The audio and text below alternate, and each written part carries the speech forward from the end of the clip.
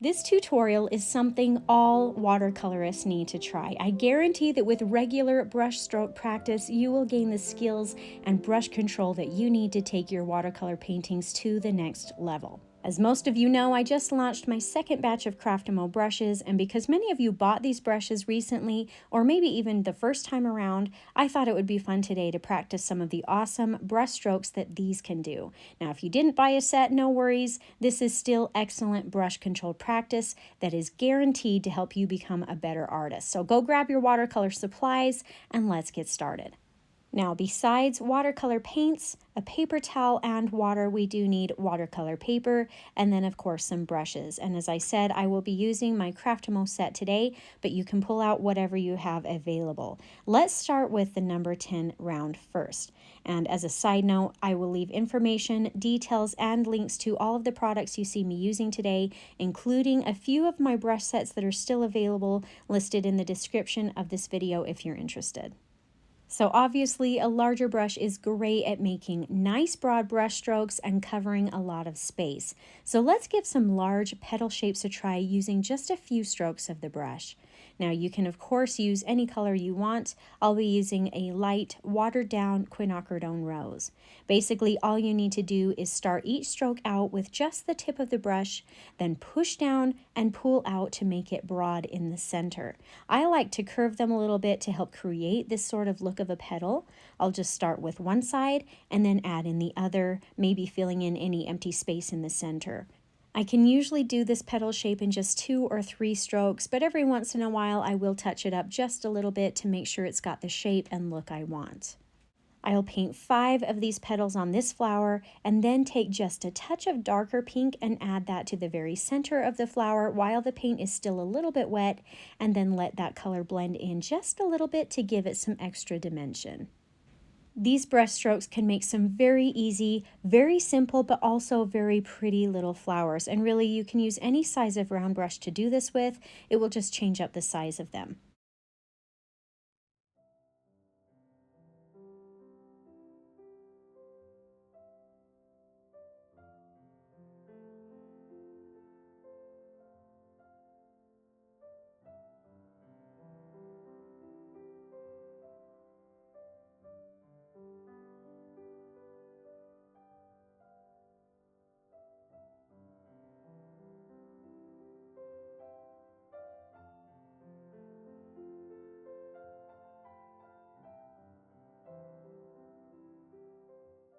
Now to finish the look off, we can just add in a few leaves. And the good news is that the basic brush strokes are actually going to be the exact same as the flower petals. The only difference is that instead of ending the brush stroke in a rounded off look, we'll make a point at the end to make it look more leaf shaped.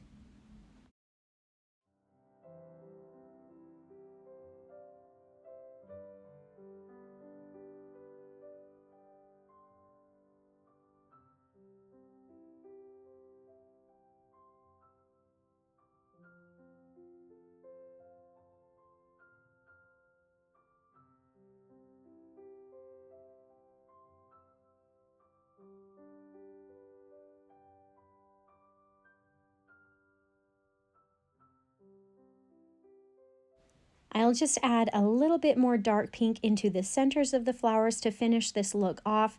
And although I didn't do this today, if you want to go the extra mile, you can even add in some thin leaf vein lines on the leaves. All right, let's try something else now. So moving on to the next brush in the box, the number 6 round. Now, not only can this brush do the strokes that we just practiced, the round brush is terrific for making one stroke grass lines. So let's give that a try. Now, these are extremely simple to do, just about one of the easiest strokes to try, and they make terrific accents. Again, any color will do. I've just got some nice dark concentrated olive green paint, and all that is to this is starting off the stroke with the tip of the brush, pressing down later to make it thicker in the middle of the grass blade, and then letting up again at the end to make it thinner. The biggest thing to keep in mind here is to make sure that your brush is really nice and loaded with paint so that you don't run out halfway through. And then of course there are some variations to this stroke that you can also try.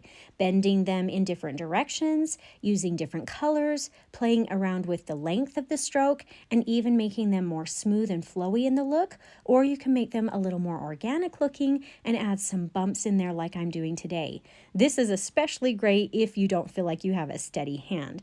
But this is great practice for controlling when to press down and when to let up on the brush. Super fun, super easy, and this is definitely a great brush stroke to know and practice. And of course, it could be done in different sizes as well.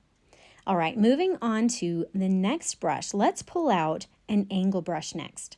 Now, I actually love creating leaves and grasses with this angle brush, but for something a little different today, let's try out some flower buds. Now, this is actually a stroke that I have shown a couple of different times in past tutorials, and it can be used and decorated in so many different ways. Now, it does take a few minutes to get the hang of and definitely takes some brush control, but it is really super fun and versatile and really only takes minutes to do once as you've got the hang of it. But really, this is one of my favorite things to do with this angle brush. Now, the petals I'm showing, I am choosing to use with a two-toned effect, but if it's easier to get started with just one color, that's totally okay too. Basically, to get the two-tone color, the key is in the loading of the brush. I start with a lighter watered-down base color. I will be using some Gamboge today. Then I'll swipe the longer half of the bristles through a second color. In this case, I have Alizarin Crimson. And like I say, I have more in-depth tutorials on this if you need better or more detailed instruction. Then to make the stroke, I'll hold the brush with the longer point facing downward and pull it out and around in a bit of a curve, kind of like a C shape, creating a point on the tip of the stroke using the back end or the smaller edge of the brush. All right, at this point, we actually need to let these first strokes dry completely before we can add on the second half. I'll skip to the next part just to save some time though. For the second half of the stroke on the bud, we will actually be painting it in the exact same way as before. We'll hold the brush the same, load it the same, and press down and turn the brush the same. The biggest difference is that we'll be curving it in the opposite direction, and we need to be careful to fill in the space in the middle of the bud. So notice first how I am placing the brush on my paper to start this stroke out, with the entire flat edge of the brush sitting flush with the edge of the first stroke.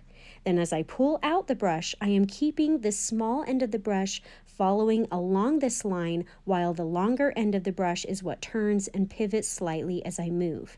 And as I say, this does take some control. It's okay to move slow and focus on where your brush is going and the shape that you're trying to make. Like I say, it takes a few minutes to get the hang of, but this is one of the most fun and quick ways to paint simple, pretty little flower buds. At this point, you can even doll it up and add in some stems by using the longer half or the tip of the brush, which is really fun that this brush can also create some of these thin lines. And then you can also add in some leaf accents. Now, I actually create the leaves using the exact same strokes as we have just done. The difference is that I'm not trying to use a two-toned effect, and I'm also not waiting for the first stroke to dry before adding in the second half.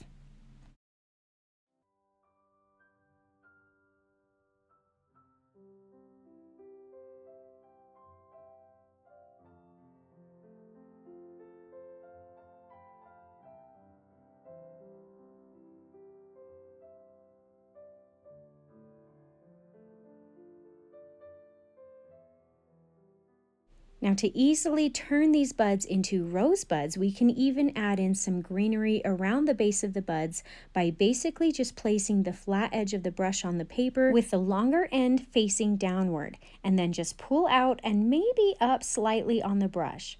You could also use a round brush for this part if that's easier. If you are finding this tutorial helpful and you're enjoying my painting and teaching style, I hope you'll subscribe if you haven't already so you don't miss out on any of my new and upcoming weekly tutorials. I like to put out slightly more advanced step-by-step paintings to push your skill level a little bit, as well as some beginner-friendly videos like this one so that there is something for everyone. All right, moving on to the next brush here, the number 3 round. This time let's try painting some pretty little flower petals with only one stroke of the brush. I'll use this color that's already on my tray for this. I think it's just a combination of ultramarine blue and some dioxazine purple. Then I'll simply place the brush on the page, starting the stroke out with just the tip touching, and then I'll press down and pull it out slightly. And it's really as simple as that, a lovely petal shape. Now all that's left is to paint in several of these to create the look of a flower. You can have a half-shaped flower with the flower petals pointing downward, or you can have them pointing upward, or you can have an open-facing flower with the petals going all the way around. Or for even a more fun combination, you could do all of them with different types of colors and different types of sizes for a really pretty little wildflower look. The great thing about all of these strokes that I'm showing you today is that the possibilities to mix and match them are only limited by your imagination. With just these few things, you can really paint an amazing array of artwork that is quick, simple, and uncomplicated.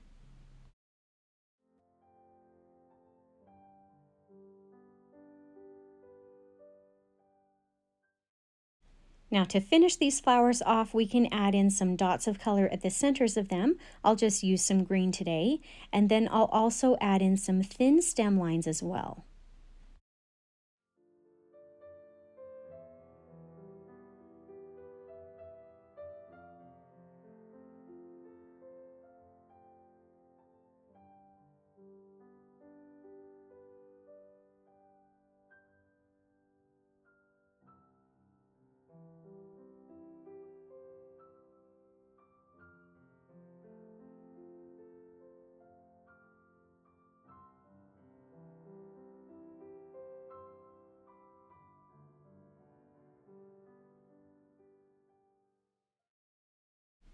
It is also a fun addition to paint in some leaves or grass as well.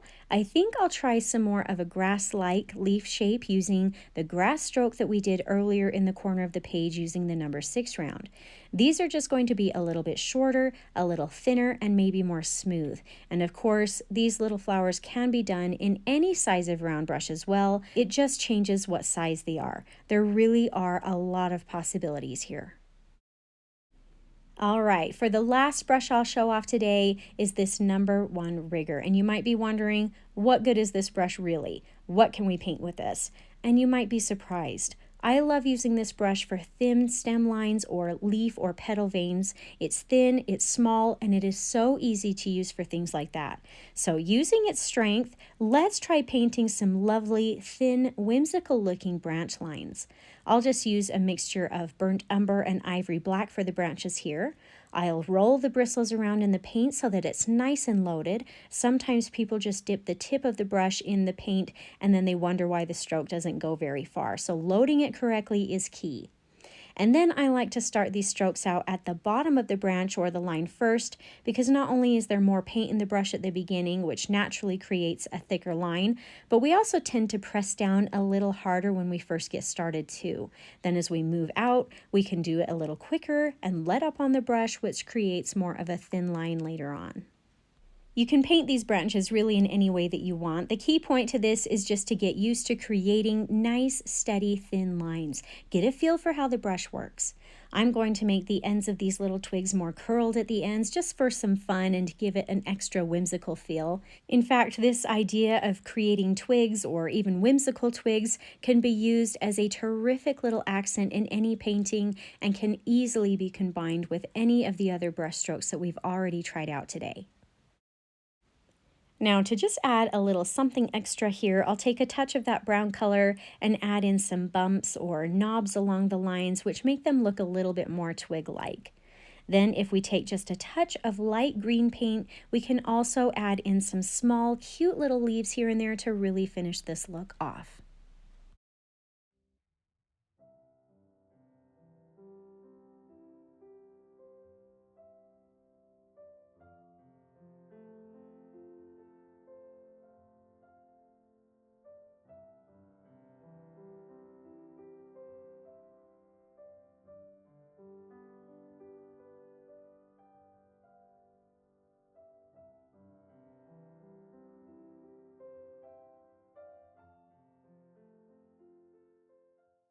This really was a lot of fun just to practice and create some simple but also well-used brush strokes today. I guarantee that if you practice these often, you will get better and better with every painting, and the more that you'll realize the possibilities and options that combining some of these brush strokes can create. I'm glad that you joined me today. I hope you had some fun and maybe even learned something new. And a huge thanks to all of you who have purchased a set of my brushes. Your support means so much to me. I truly hope you love using these brushes just as much as I have. If you enjoyed this tutorial, I hope you'll consider subscribing to my channel so I can continue to help you discover your artistic side.